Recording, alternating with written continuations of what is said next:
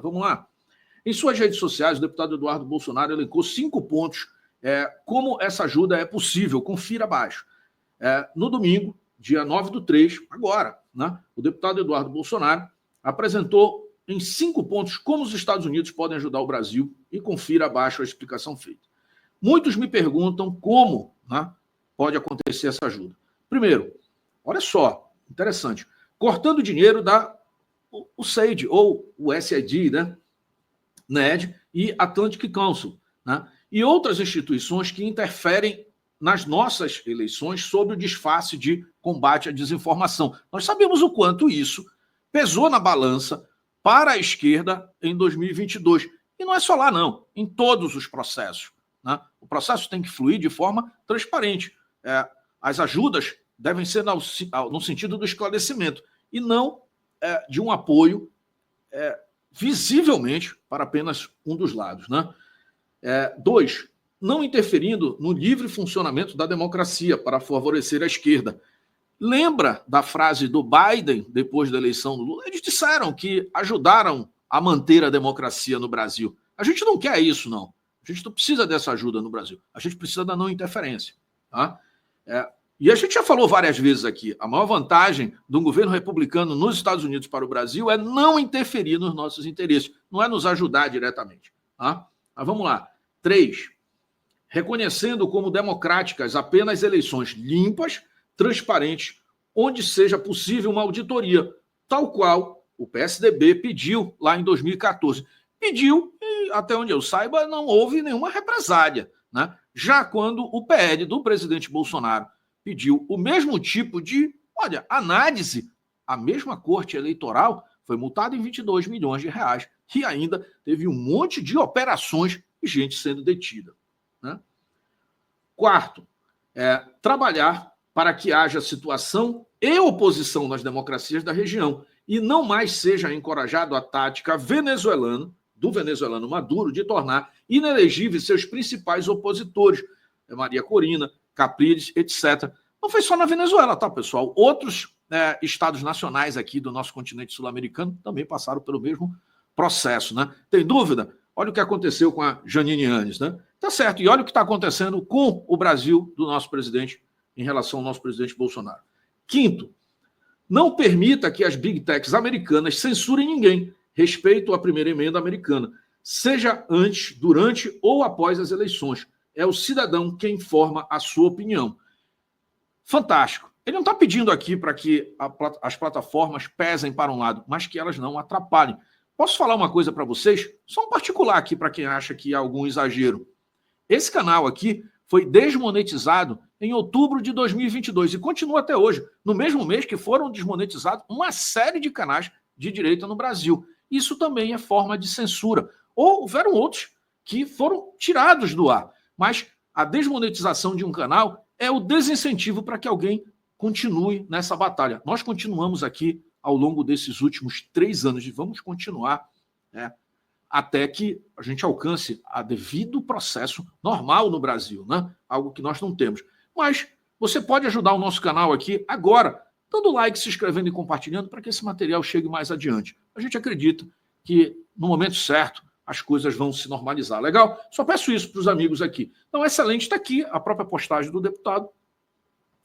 Isso veio logo após a apresentação do deputado lá nos Estados Unidos. É óbvio, hoje nós vemos um verdadeiro drama em cima não só do deputado Eduardo Bolsonaro, mas de toda a sua família. Aliás, a imprensa não para de soltar notícias de que o seu pai está prestes a ser detido, enfim. Aí a notícia dia sim, dia não, como, por exemplo, a última, de que as Forças Armadas preparam um quartel ali, um espaço para receber o presidente Bolsonaro como preso. Então, esse permanente estado de perseguição e tensão ao presidente Bolsonaro e aos seus apoiadores, né, e os seus correligionários.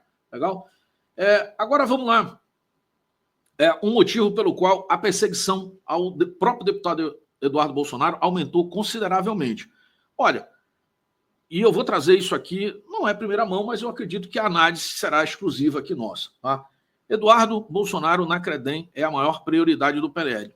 Essa matéria é do último domingo, agora, tá? Do dia 9.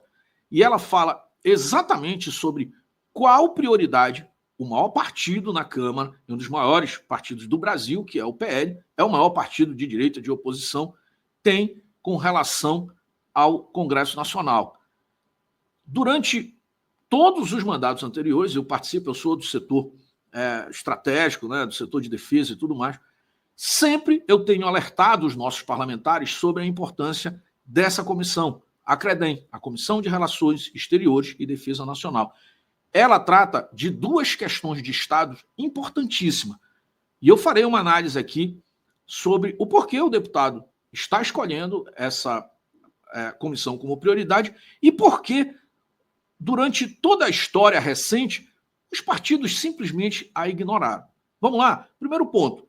Vamos à primeira parte do que significa a CREDEM. Comissão de Relações Exteriores. Trata das relações de Estado entre o Brasil e os demais países. Como, por exemplo, a liberação e o acolhimento de acordos firmados entre o Executivo ou outras forças do país com outras nações. Entre outros assuntos a serem discutidos, ou, por exemplo, também as nossas representações no exterior. Por que os partidos, principalmente o próprio Centrão, mas também as esquerdas, nunca ligam muito para a CREDEM? Porque, como uma força que trata com os departamentos de Estado, que são carreiras de Estado, a própria MRE, além de outros critérios, fica muito difícil, nesse sentido, prefeitos, deputados, enfim, gente que é carreirista dentro da política, firmar acordos, vamos dizer assim, escusos. Porque são pessoas que têm um preparo dentro do sistema muito maior do que está aí firmando aí, acordos para fazerem quadras de esporte e tudo mais, onde os benefícios nunca chegam na própria população.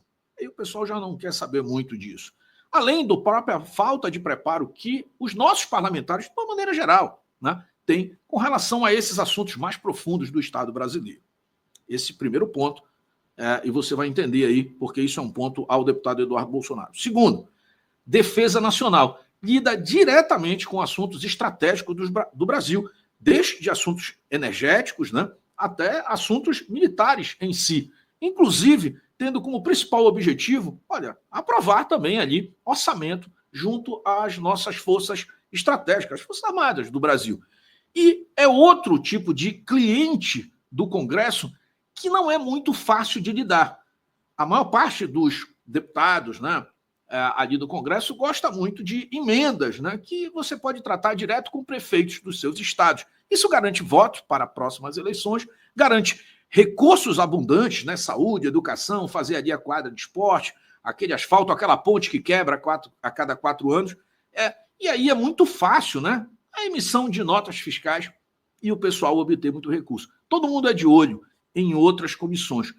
Já na Comissão de Relações Exteriores, assim como a área que trata de Estado, que trata das relações internacionais, a área de defesa não é tão simples tratar isso. Imagina lá o deputado de primeiro, de segundo mandato chegando para tratar com autoridades que têm carreira de 40 a 50 anos no Estado, inclusive militares, para tentar fazer algum tipo de acordo. Olha, é muito provável que não tenham êxito, se que terão coragem de propor. Portanto, os parlamentares, os políticos, eu falo isso por experiência, procuram evitar esse tipo de comissão. Eles gostam muito mais de comissão ligadas a assuntos econômicos ou, por exemplo, saúde e educação, que permeiam os nossos 5.500 municípios e fica muito fácil ali você assinar qualquer tipo de coisa e nem explicar muito o que está fazendo.